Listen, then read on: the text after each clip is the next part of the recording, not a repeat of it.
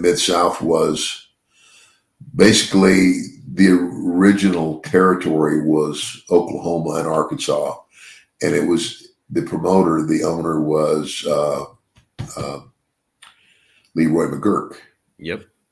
And Bill came in, Bill played football, Oklahoma, and then he came in and he became a partner with Leroy and eventually bought Leroy out. But Bill Watts is one of the most knowledgeable men I've ever known in his understanding of the art of professional wrestling. And Bill even told me this story that he wrestled my dad one time in Amarillo, and was kind of like of a respect thing. It was like, because here's Bill, and Bill was big and burly, just right out of college football, and my dad was in his 40s, but also had been like a national amateur wrestling champion. Of course, you don't have that kind of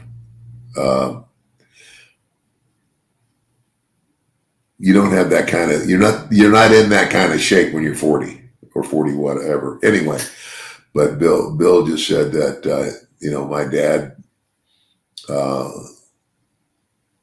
led the match and everything worked out good, and he was kind of like, because Bill said he was kind of worried about if there was going to be any trouble or anything. I don't know, and I can't even remember what that was about. But all that go back to Bill Watts. Bill Watts, his understanding of the psychology of pro wrestling.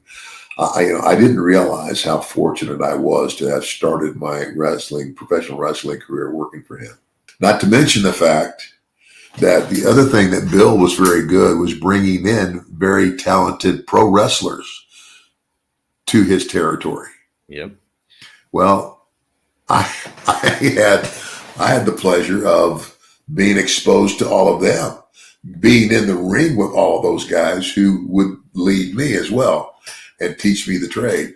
And I don't know. And there's a lot of guys that don't like Bill, and I get it. And I'll be honest. Bill and I have a good relationship. Bill has become a very strong Christian, and I have teased him at times and said, "You know what, Bill? I sure wish you'd have been a Christian when I was working for you." And he said, "Why?" I said, "Because you'd paid me more."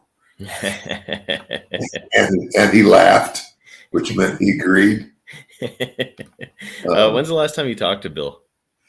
I haven't physically talked to him, for months, but every now and then, like he'll text me with something, or he'll send me he says, "You got to look at this email." And he'll email me something to look at. But anyway, yeah.